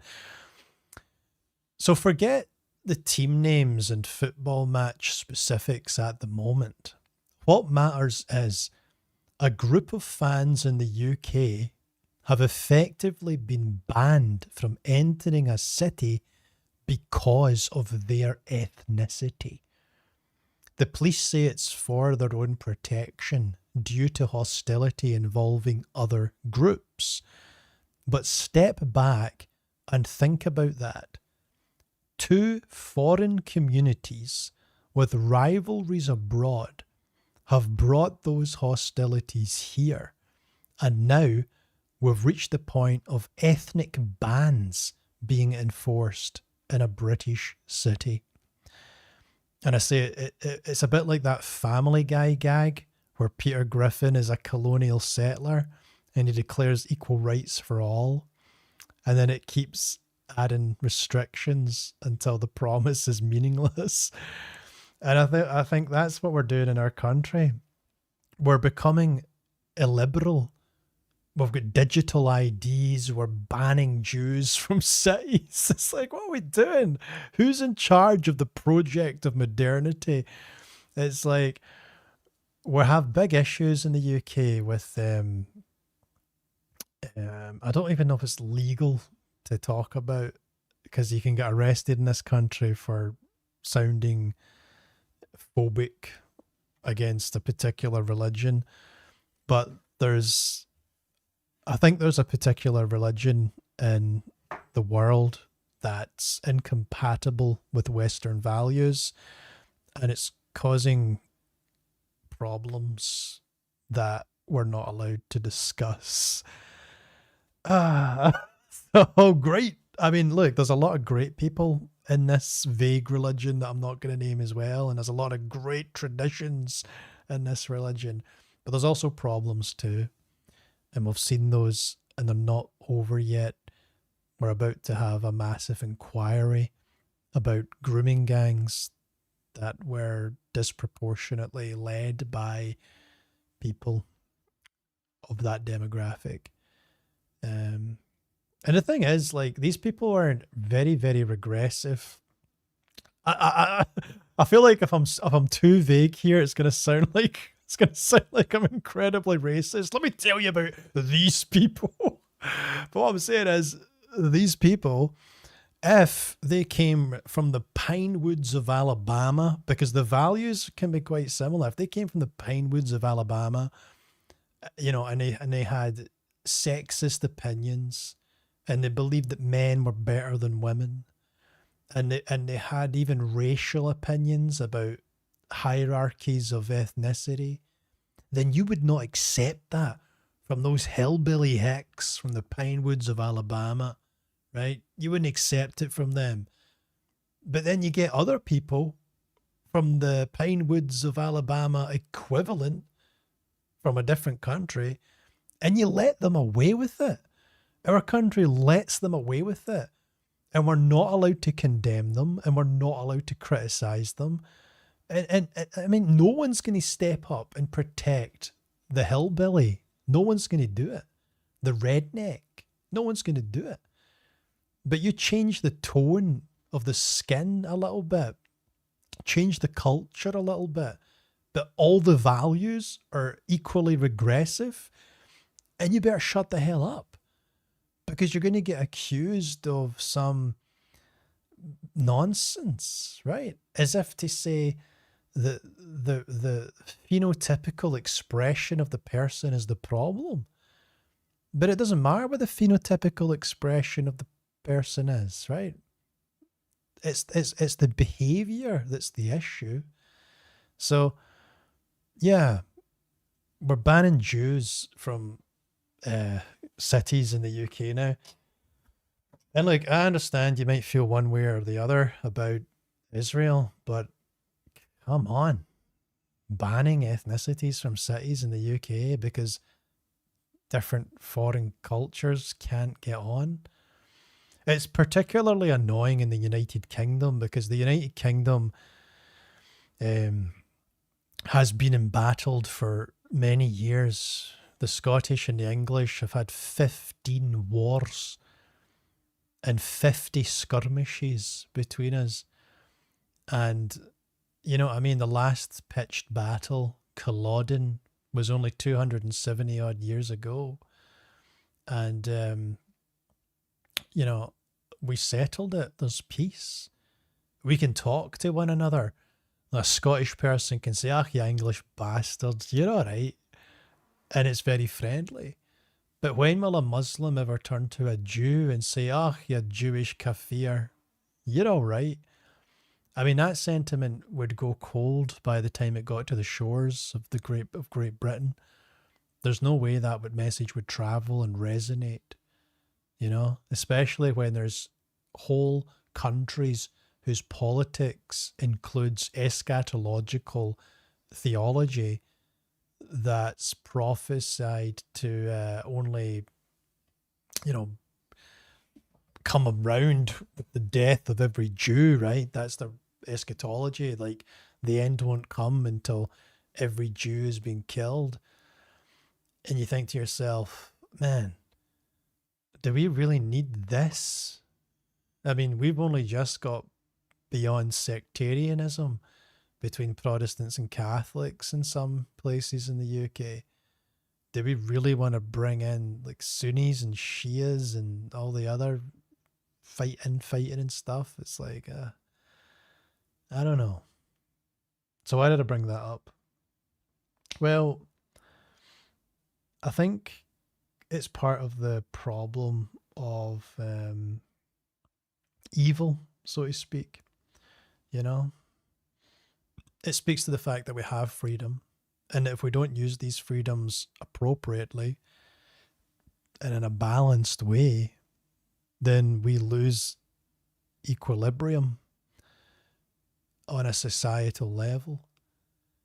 And I'm a big advocate for bringing back Christian values, for praying in, you know, state schools and stuff. Human beings are spiritual. Why deny human beings spiritual life?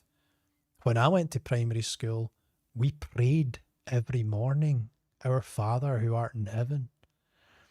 And we stopped that and called it progress. But all you're doing is denying a generation their inheritance. You're denying a generation these rich experiences that their grandfathers would have got and grandmothers would have got. And I think it's sad that we didn't replace it with anything else. We just left these voids. And so we create exiles of our children, of ourselves. And again, we call it progress. But of course, that's not progress at all. Yeah. Low trust society, indeed. Absolutely. The guy that limped away after the wrestling with God at Peniel, that was the angel of the Lord. Yeah, I remember that story. Look at Japan versus Birmingham. Yeah, Japan versus Birmingham. Look at Japan versus India. I was looking at one of these sort of tourist videos of someone in India trying to tell a child to pick up litter. And the child got so offended and started throwing more litter on the ground. And then you look at Japan, and someone was telling me, like on a vlog thing, that they were visiting Japan, and some litter had fallen onto the ground and then fallen through the grates of a drain. And the Japanese woman ran onto the road, stuck her hand down the drain, right? And then pulled out the litter from between the kind of grating on the drain. And you think to yourself, wow, that civic pride is pretty impressive. And then you think of India and you're like, wow, that's diabolical what they're permitting. And some people say that cultures are different and not better than the other. But I don't believe that India's sanitation is cultural. I think that's a sin to say that's cultural. You know, defecating wildly wherever you want and rats in your food. I don't think that's culture. I think that's a problem that needs to be solved. You know, and it's like, look, I'm very conscious of the Prime Directive, but see these people who live in that North Sentinel Island, they've been cut off from humanity since the beginning, and they're very rudimentary. Well, I've got to think to myself, what about incest? And what are the rules there? What about modern medicine? What if someone's sick in that tribe and we could heal them, but they've got to languish in pain from a preventable disease that we could have cured, right? And what if education? What if, we might think that we're being so lovely by leaving these North Sentinelese people, but what if they would strive to know? What if they would love to have been rescued from ignorance, but they weren't, you know, because of a few aggressive patriarchs on the island? And I'm not saying that's the right or wrong, like leave the North Sentinelese alone, but I just feel like there's another side to the coin sometimes. Sometimes we call things progress that are not progress, you know. There's a thought there. Yeah, low trust society is terrible. Great traditions and the unnamed religion. Yeah, that's it. Apologetics Roadshow talks about them, names them, the whole kit and caboodle. Yeah, if what's his name? David Wood, Apologetics Roadshow. If David Wood lived in the United Kingdom, he would be in prison for what he says. Like, he would absolutely be in prison. In fact, he tried to come to the UK a few months ago and he was denied entry. That's what we're like here now, right? It's diabolical. Yep, so many people just living a lie, making it reality. The problem with Scotland, it's full of Scots. That's it, Groundskeeper Willie. Just kidding, brother. That's a quote from one of my favourite movies. Is it from a movie as well? Or is it... I remember it from Groundskeeper Willie. He talks about brothers and sisters are natural enemies, like the Scots and the English, and the Scots and the Japanese, and the Scots and the Scots. Damn Scots. They ruined Scotland. But they did. They absolutely did ruin Scotland, the Scots. Mailbox says, even the trees and rocks will cry out and say, hey, here's a Jew. Yeah, I mean, come on, man. That's hatred, man. That is pure hatred. Like, the whole religion is just hatred. You know what? You're allowed to hate religion. Surely that's not illegal. Someday will try and put me in prison for it, but I hate the nameless religion. I can't do it. I'll end up in jail. I just don't like it. I don't like the hatred, right? That's a safe way of saying I hate hatred, man. I watched a lot of Muslim versus Christian debates. Yeah. I'm seeing there's quite a few Muslims leaving Islam, you know. And I suppose they're not really Muslims at that point. Can't even have Christmas concerts in schools anymore. Yeah, that's true. In case it's offensive, it's like, get to fuck, man. I don't care if you find it offensive anymore. Like, we have completely betrayed our grandparents, and we've completely betrayed our children. Yeah, we've robbed them of something that's so powerfully a part of their culture. It's like, we are Christians, we're a Christian nation. We need to lean into that with passion. They have warning lights for airplanes for their trash mountains. Yeah, it's crazy, you know what I mean? That is absolutely diabolical. It's from Braveheart. Can't believe I've never seen it. I have seen Braveheart actually, but I don't really remember it. I think I've maybe watched it once or possibly seen a few of the scenes twice. I know the speech from the end, you know. Would I be willing to trade all the days from this day to that for one chance, just one chance, to tell our enemies that they may try and take our lives, but they'll never take our freedom. That's the way Mel Gibson speaks. He says, life's. I think Mel Gibson's accent is fine, right? There's no such thing as a Scottish accent, right? Every Scottish accent's different. Yeah. Distracted myself with that there. I hate evil. Islam is evil. I'm just reading a quote. Guys. Thank you for spreading the Lord's word, brother. Thank you, Donald Rodriguez. I absolutely love the name Rodriguez, by the way. I think, like, Spanish names are the best. You know, Santiago, Villalobos, you know, Sanchez. Just, what's Sean Connery's character in Highlander? Juan Sanchez. No, Ramirez. Juan Ramirez Sanchez Villalobos. Absolutely love it, man. That's it. I've heard that studies show that the one reason Islam is growing is because they have huge families. Yeah, they're the youngest population. Like a third of all Muslims in the UK are under 23 years old. You know what I mean? It's crazy. There's more Muslims in the United Kingdom than there are Welsh people, I think. No, I actually don't think that's true. I think there's 2.6 million Muslims and 3.1 million Welsh. So there's still more Welsh, but it's getting up there.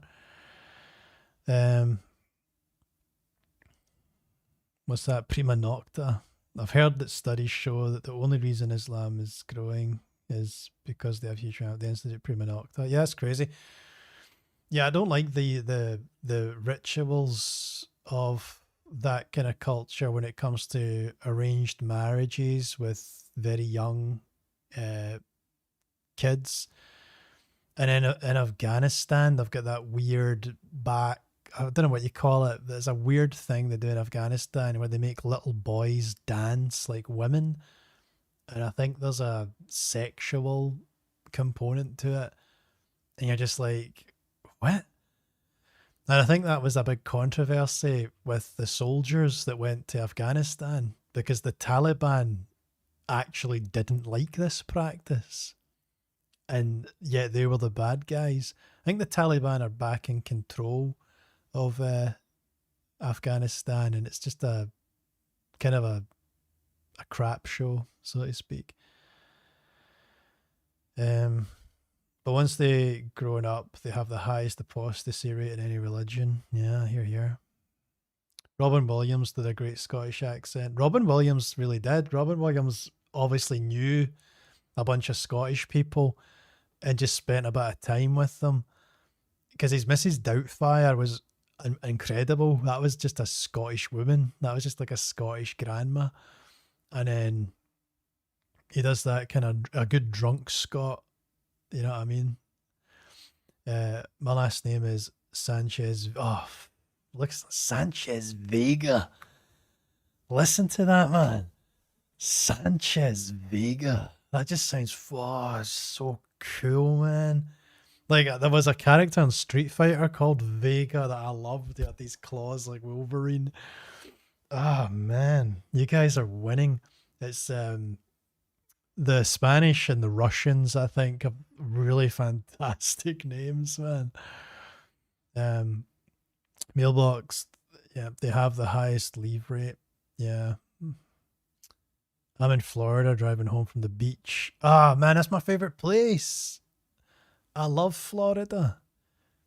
Um, Florida's one of my favorite cities. Aye, Florida's got a lot of Cubans in it as well. I was at a salsa competition. I wasn't at a salsa competition. I was in St. Augustine and there was a salsa competition and this Cuban couple won it, but the Cuban guy was wearing like a white shirt and he'd sweated all the way through it. It was like clear. It was like translucent. I was like, oh man, that guy wanted it. That guy wanted it more, and he won it, man. Yeah, next to Guile, Vega was my favorite character in Street Fighter 2. Yeah, I mean, I'm looking forward to the Street Fighter film, although the cast is questionable, but we'll see. You know, it's like a bunch of wrestlers and comedians, so hopefully that works out all right. Panama City Beach, awesome. I went to St. Pete's Beach quite often when I was in Tampa, and I went to Miami Beach. Miami Beach is all right. Miami Beach isn't all that. St. Augustine Beach is all right. Kind of reminded me of a British beach because it was getting a bit windy and cloudy when I went there. Bum, ba-dum, bum, ba-dum, bum, Panama. Yeah, the movie looks like it might be good. Yeah, I mean, it might actually be all right. Scroll up to my previous message. Oh yeah, the Vega. We know about the Vega. Yeah, I'm looking forward to some cinema. You know, it's been a while since I've kind of tucked into a good movie. I've not been to the cinema in years. I used to go every Friday when I was a teenager, like 2005 to 2007. Probably went to the cinema every weekend, but I don't do that anymore. The last thing I saw at the cinema was like Birds of Prey, which was like some DC comic thing. That was about 2008. No, it was 2019, I think, before COVID. Do you guys believe that you have to move in your faith before God will bless you? No, I think God will bless you as he whims, you know? Like, I know atheists that were in the depths of sin when they had an incredibly profound spiritual experience. So I don't think you have to move at all, you know? I guess it depends. You can move in any direction and God will still kind of, you get you. Yeah, that's right. Zed, me and Zed are in agreement there. Me and Zed are pretty cool. Pretty cool. He brings the rain on a just. I guess the rain's on the. Apparently, the guy for was it Toto? Was from Saltcoats or a Drawson or something. Colin Hay, one of the bandmates. Who knew? So, I'm about ready to bring this thing to a close as we approach the second hour. So let's just kind of go through what we did today. Will this follow me if I get up? Yeah. So we looked at the board. Oh wait, I can't just get up like that. I need to change my microphone. Hold on. Here we go. So we looked at the board and we discussed the selective use of theodicy. So this is going to inform a video, and I got some notes there. Mailbox, I remember your note about evils. Yep. And the futurists. And I really scribbled that there, but I'm gonna take the notes, and we discussed God's justice. We discussed how there seems to be an issue with futurists applying the rationale for why there's evil, the question of free will, the question of how there shouldn't be evil if there's a second coming, but we understand that, free will is what endows us with the capacity to be human, and there's a tension that exists with the sort of sleight of hand the futurist uses, depending on the audience they address. And then Preterism resolves the tension with a bit of finesse by leaning into the spiritual truth of fulfillment and understanding that this free will and soul making carries through, because it's important for humanity to grow.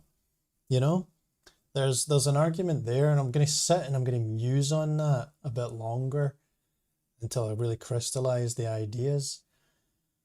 Yeah, James said faith without works is dead. Yeah, there is that as well. Zed's getting in there with the K. It's been a while since I've seen the K deployed like that. That's what that'll happen. Vega's gonna get you. You better believe that Vega is gonna show up and scratch a K into you. There's a scripture that says, "Woe to you who desire the day of the Lord, for it is darkness." Yeah, I mean, that's a powerful scripture, isn't it? That really makes you think. Woe to you who desire the day of the Lord, for it is darkness. Yeah, there's a sobriety of mind to be had there, because it's almost as if it subverts the expectation again, because Israel might have thought, yeah, the day of the Lord, that's our day. But there's the scripture telling you, actually, you shouldn't be in jubilation right now. The day of the Lord is going to be a mournsome thing when it manifests. Or my message is not coming through. The K was part of my previous message. I do wonder, because when you said scroll up to my previous message, it's like the previous message was the Street Fighter 2 message, and then the other one was my last name is Sanchez Vega. So I don't know if I'm missing stuff, but thank you for adding more detail there, because if you hit people with a K unconditioned, then you know what I mean, you're going to end up in a scuffle. You're going to end up in a scuffle with Elaine. That's it. People go to 1 Corinthians 15 to say there is an end to evil, but it's eisegesis. There's only an end to death. That's right. That's a really good point. Yeah. Now I can see the word that I spelled incorrectly in my note.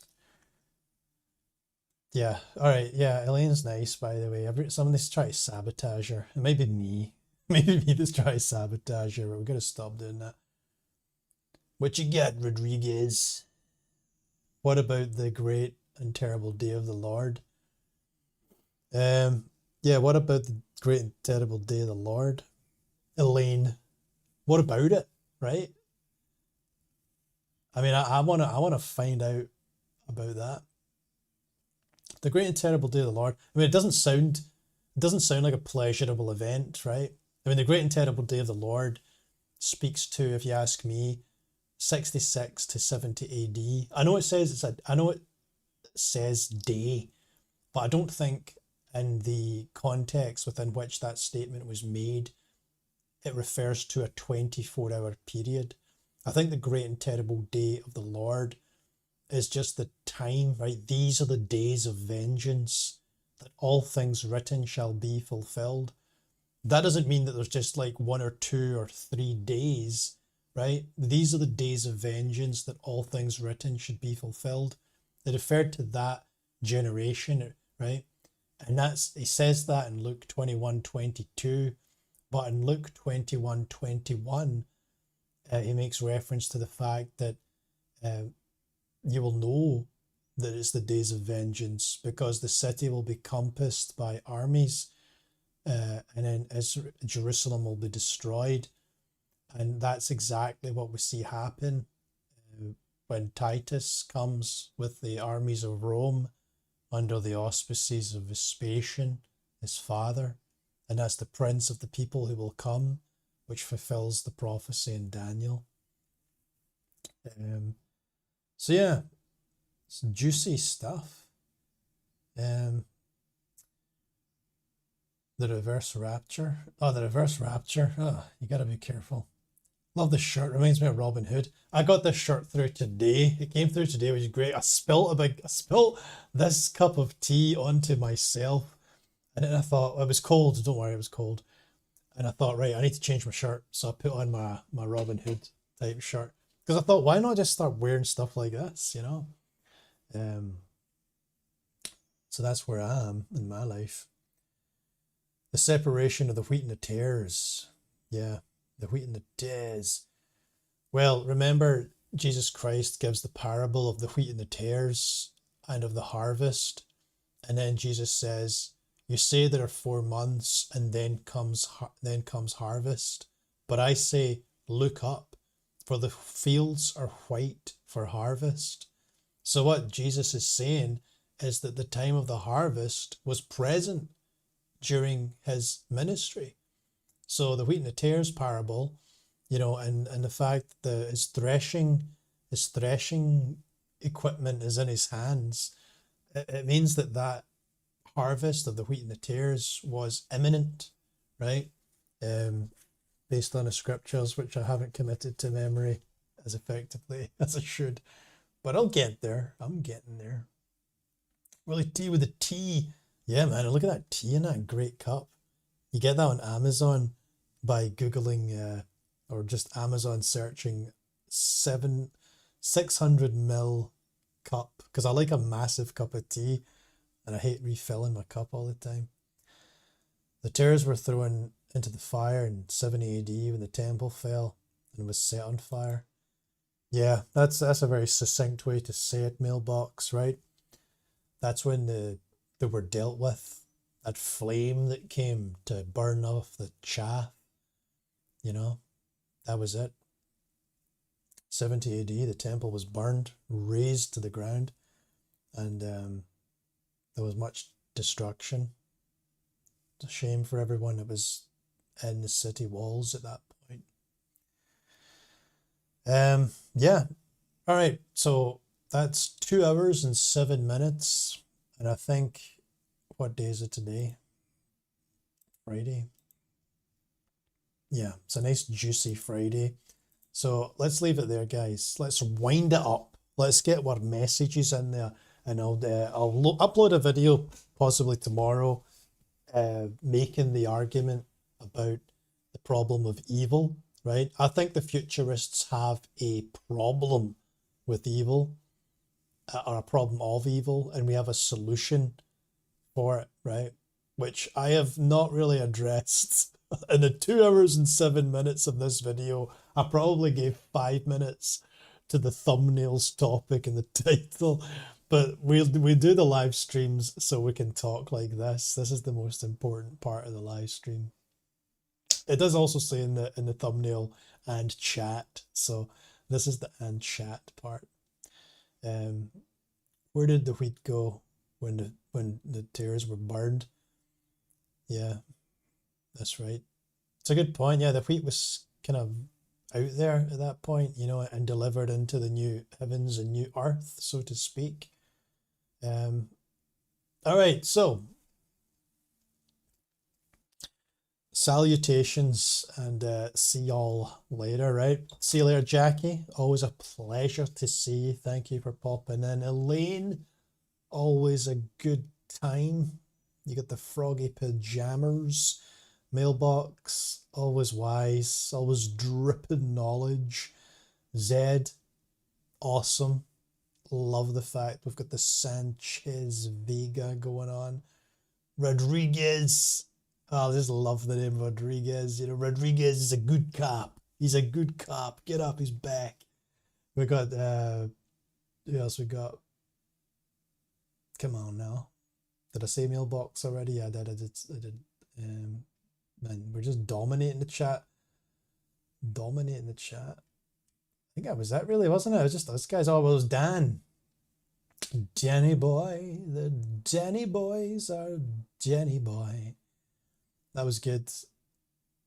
Great to see you, Dan. And we had Frank as well, man. rank was in the chat, and fishing is fun was in the chat as well. So thank you guys so much for your time. Thank you for contributing. You've helped me shape and craft this next video, which is going to come out real soon. It's going to come out all kinds of soon. And if anyone's watching this video and it's your first time on the channel, get stuck in. You know what I mean? Get stuck in. Speak to the people in the chat. You know, speak to me. Throw me a question. Hit me with a conundrum, you know? And we'll do it again. This is the live stream. This is what we do. But at the same time, check out the edited videos that are not live streams, because they're more succinct and get to the point a bit quicker. This is just where we fish ideas, you know what I mean, and flesh out things, and yeah, we have some fun as well. Yeah, thank you guys. See you later. God bless. Catch you soon. We'll do a live stream on Sunday, hopefully.